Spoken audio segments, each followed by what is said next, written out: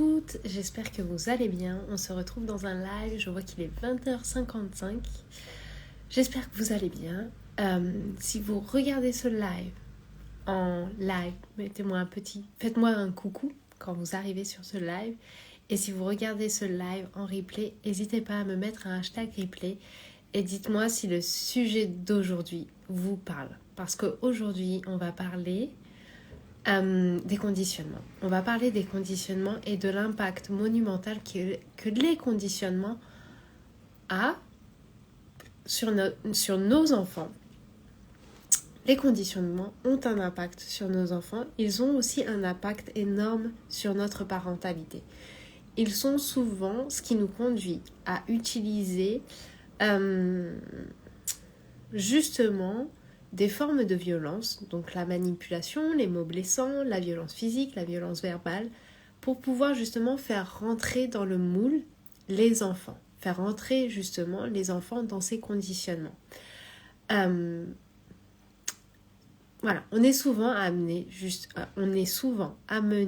à utiliser la violence sous n'importe quelle forme pour pouvoir faire entrer nos enfants dans ces conditionnements, dans ce moule qui nous a été imposé à nous en tant qu'enfants, par la société, mais surtout par nos parents.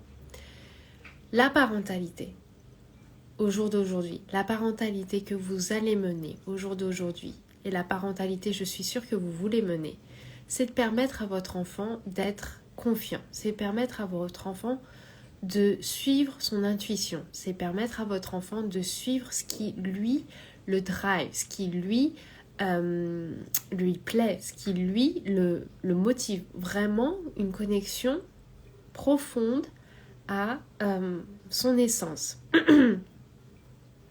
Une connexion profonde à son essence. Quelque chose qui est en dehors totalement des conditionnements. Cette parentalité, on la veut. Cette parentalité, je pense que si vous êtes là, c'est la parentalité justement que vous voulez mettre en place au quotidien. Ce qui fait partie du chemin pour cette parentalité, pour justement mettre en place cette parentalité, c'est d'avoir conscience des conditionnements au jour d'aujourd'hui dans lesquels vous essayez de faire rentrer votre enfant. Parce que ces conditionnements vous ont été imposés, vous êtes rentré dedans, en tout cas on a fait en sorte de vous faire rentrer dans ces conditionnements. Et des fois vous êtes tout simplement entré dedans parce que c'est ce qui semblait exposé par les adultes autour de nous comme la chose appropriée, comme la chose vraie, comme la bonne chose à faire. Aujourd'hui, vous devez vous challenger par rapport à ça. Aujourd'hui, j'aimerais vous challenger par rapport à ça. La parentalité, justement, une parentalité respectueuse, une parentalité dans la bienveillance, une parentalité où on va permettre à l'enfant vraiment d'être en contact avec lui, vraiment d'être dans la confiance, dans cette puissance qui est en lui. C'est une parentalité qui s'affranchit de nombreux conditionnements que l'on peut avoir reçus et qu'il y a dans cette société. C'est important en tant que parent de justement comprendre et surtout d'amener de la clarté sur les conditionnements que l'on a aujourd'hui, de les décortiquer, de décortiquer nos croyances et de se demander si réellement nos croyances ont du sens, si réellement c'est vrai, si c'est réellement la réalité de ce monde. Parce que ce qui nous est donné, c'est le mode d'emploi. Selon certaines personnes, le mode d'emploi pour arriver au bonheur, pour arriver au succès, pour arriver à ce que la chose ultime, sachant qu'on ne sait pas vraiment quelle est la chose ultime, mais ce truc, et c'est le mode d'emploi pour y arriver. Et il y a plein de petits trucs là-dedans, en plus, qui sont illogiques, qui ne sont pas rationnels, qui sont, en plus, dans les conditionnements, il y a des choses qui sont réellement stupides. Et on va se contordre, on va essayer de squeezer une partie de nous, nous-mêmes en fait, pour pouvoir rentrer là-dedans. Et on va justement aussi squeezer notre enfant pour pouvoir faire en sorte qu'il rentre là-dedans. Votre enfant, surtout si vous avez un enfant de jeune âge, si vous avez un enfant de jeune âge, ou si vous avez un enfant qui est catégorisé comme l'enfant rebelle, c'est justement ces enfants-là qui sont des cadeaux. Pourquoi ? Parce que justement, ils ne rentrent pas dans le moule de la société, ils ne rentrent pas dans les conditionnements de la société aussi facilement que la plupart des gens sur cette terre.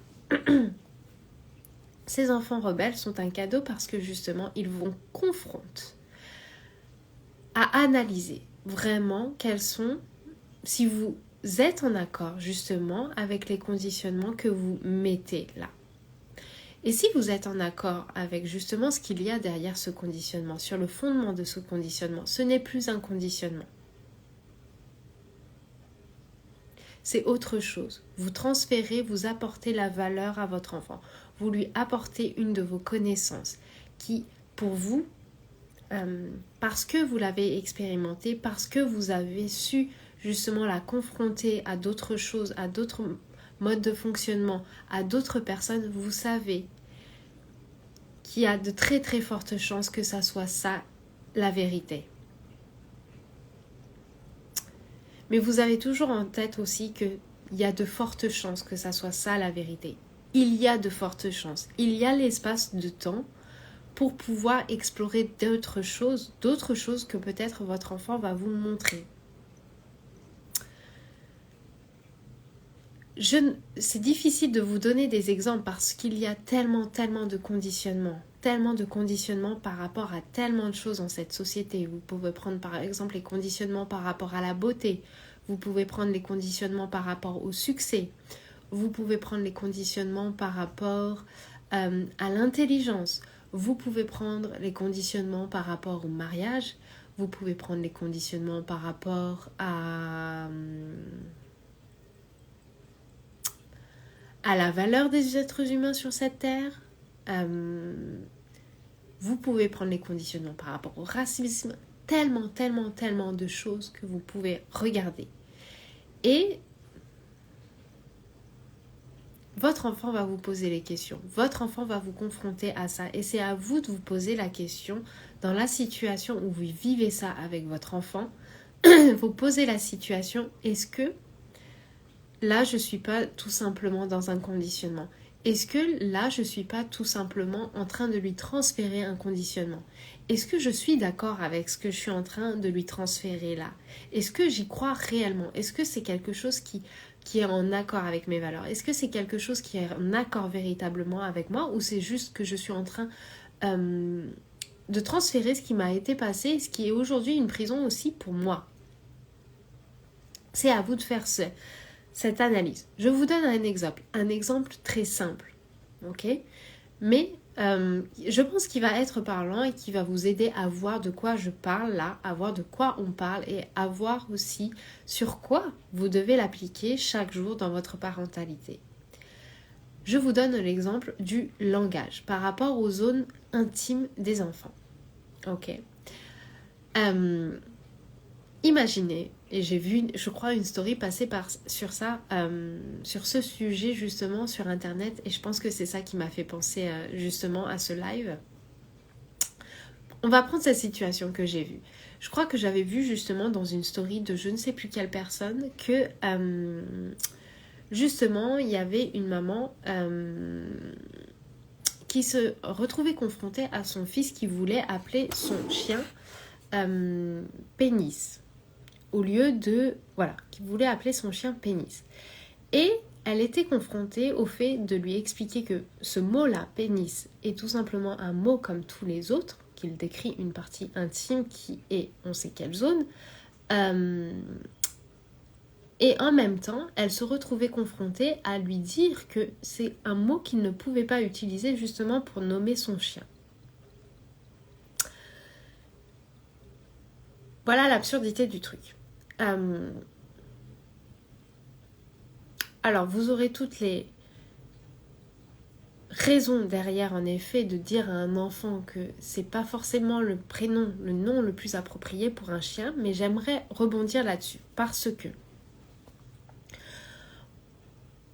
On n'utilise pas le mot pénis. On dit aux enfants de ne pas utiliser ce mot. Et on ne l'utilise pas devant les enfants justement pour éviter qu'ils prononcent ce mot jusqu'à ce qu'ils arrivent en général au collège ou en tout cas dans les classes où c'est un peu plus, où un apprentissage un peu plus scientifique arrive et que là on donne justement le terme scientifique qui est le réel terme par rapport au pénis et on le réserve du coup un peu par rapport à ce cadre-là, qui est le cadre un peu de l'enseignement, qui est le cadre un peu scientifique, en le gardant toujours aussi, il y a toujours cette chose un peu taboue qui reste justement sur ce terme parce que ça n'a jamais été utilisé avant et on l'utilise là dans un certain cadre et en dehors de ce cadre, personne ne l'utilise. Pourtant, les enfants utilisent au quotidien un mot qui désigne la même partie, exactement la même partie d'un être humain mâle, qui est en général, alors ça dépend des enfants, par exemple, ma fille, ça va être Kiki. C'est quelque chose qu'elle a beaucoup utilisé, notamment quand elle était petite, parce qu'elle était chez Nounou avec des enfants, 2 garçons de son même âge. Et donc forcément, quand il y a le changement de couche, on voit les parties génitales et on voit le pénis. Et du coup, la nounou utilisait le mot Kiki au lieu d'utiliser le terme approprié. Pourtant, ça désigne exactement la même chose. Vous avez le mot qui désigne la même chose. La même chose. Vous avez un mot qui désigne le nez et vous avez le nez qui désigne le nez. Et sur un mot, il y a un poids, il y a quelque chose de tabou, il y a quelque chose de politiquement pas correct qui est dessus, il y a de la négativité, il y a quelque chose, alors que sur un autre mot, le mot Kiki, il n'y a rien de tout ça. Et même des fois, on trouve ça plutôt mignon. Je pense que vous voyez l'absurdité de la chose. C'est totalement absurde. Parce que c'est exactement la même chose. Dans la réalité des faits, là on est en train d'écrire la même partie. Qu'il y ait un mot ou un autre, ça change quoi? Parce que c'est la même chose, c'est la même anatomie. On désigne exactement la même chose dans les 2 cas.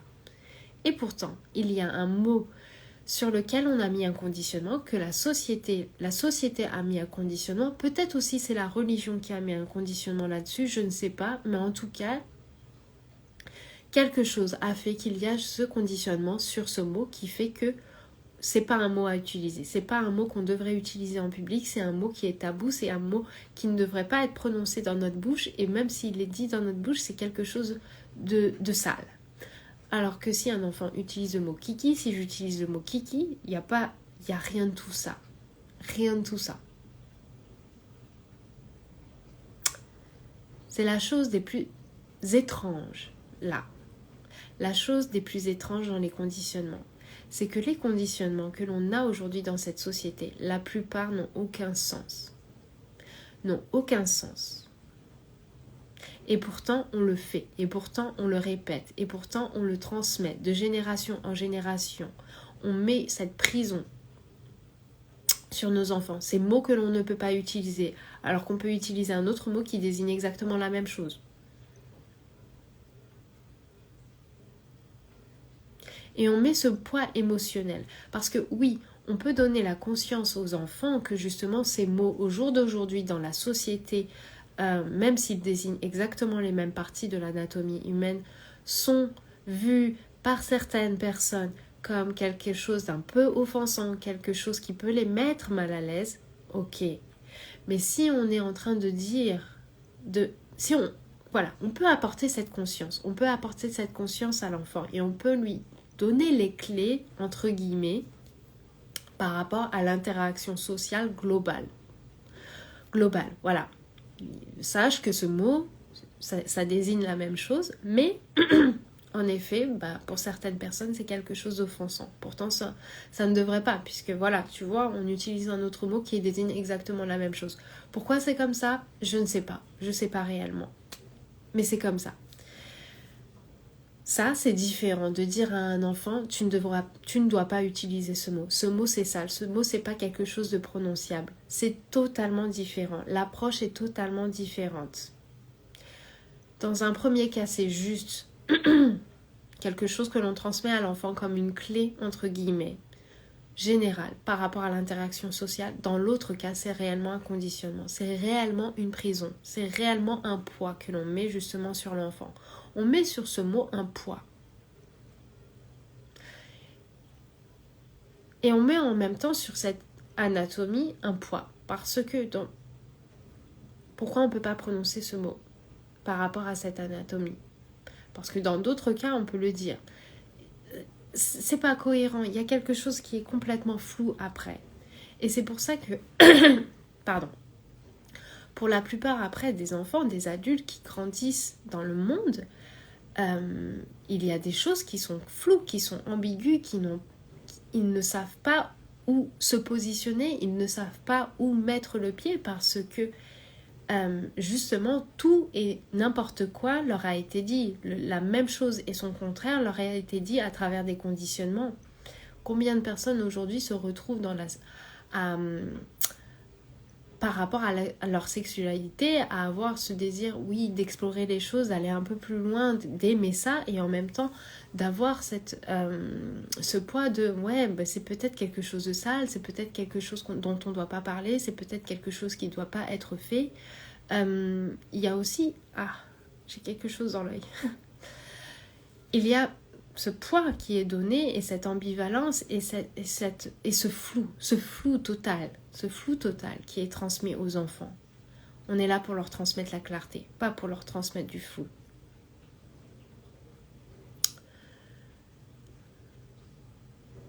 Voilà, c'était un exemple par rapport aux mots. Et il y en a des tonnes et il y en a des tonnes. Par rapport au succès, je peux vous dire par exemple...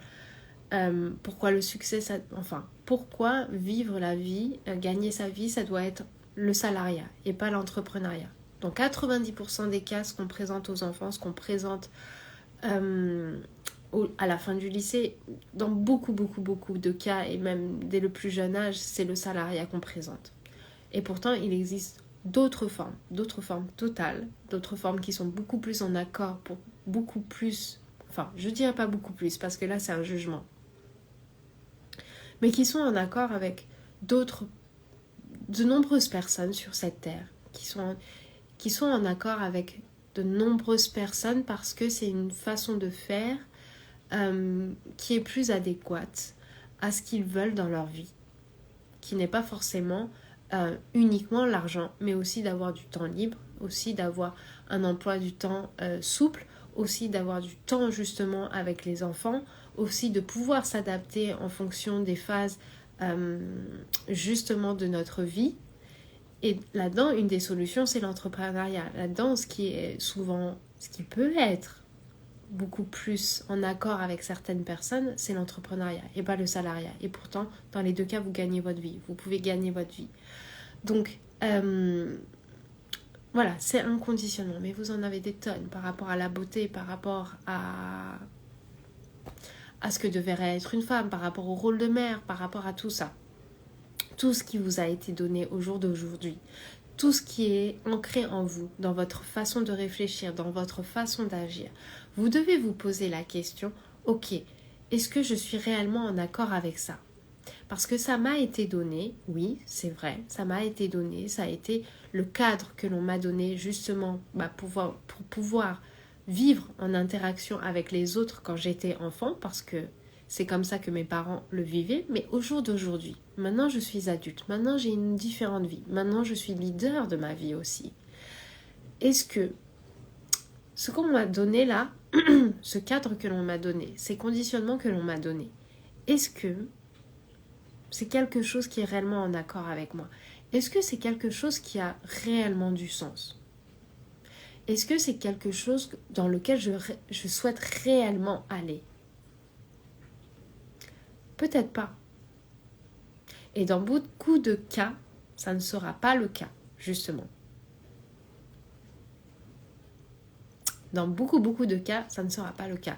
Quand vous regardez le monde et la diversité des façons de fonctionner pour les êtres de ce monde, vous voyez que c'est dingue. Il y a tellement de différentes façons de fonctionner, il y a tellement de différentes façons, par exemple, de gagner sa vie, il y a tellement de différentes façons de s'alimenter, de prendre soin de soi, de prendre soin de sa santé. Il y a tellement de différentes façons. Et c'est à nous maintenant de trouver ce qui est aligné avec nous et de ne plus prendre en considération ce qui nous a été transmis, ou en tout cas de le remettre en question, en profondeur, pas en surface, en profondeur, de réellement se remettre en question. Parce que c'est uniquement comme ça qu'on va pouvoir vivre réellement en accord avec nos valeurs, réellement en alignement avec nous-mêmes, et c'est que comme ça en fait que notre enfant va pouvoir lui aussi en fait évoluer tout simplement en alignement avec lui, parce qu'il va voir ses parents faire des choses totalement différentes des autres parce que c'est aligné avec eux. Peut-être que ça ne sera pas aligné avec lui, mais il a vu au moins un modèle, quelqu'un dans sa vie, des personnes dans sa vie, suivre leurs valeurs, suivre leur cœur, plutôt que de suivre tout ce qui est fait dans la société. Voilà, c'est ce dont je voulais vous parler aujourd'hui dans ce live. Je vous dis donc à demain pour un autre live. Ciao!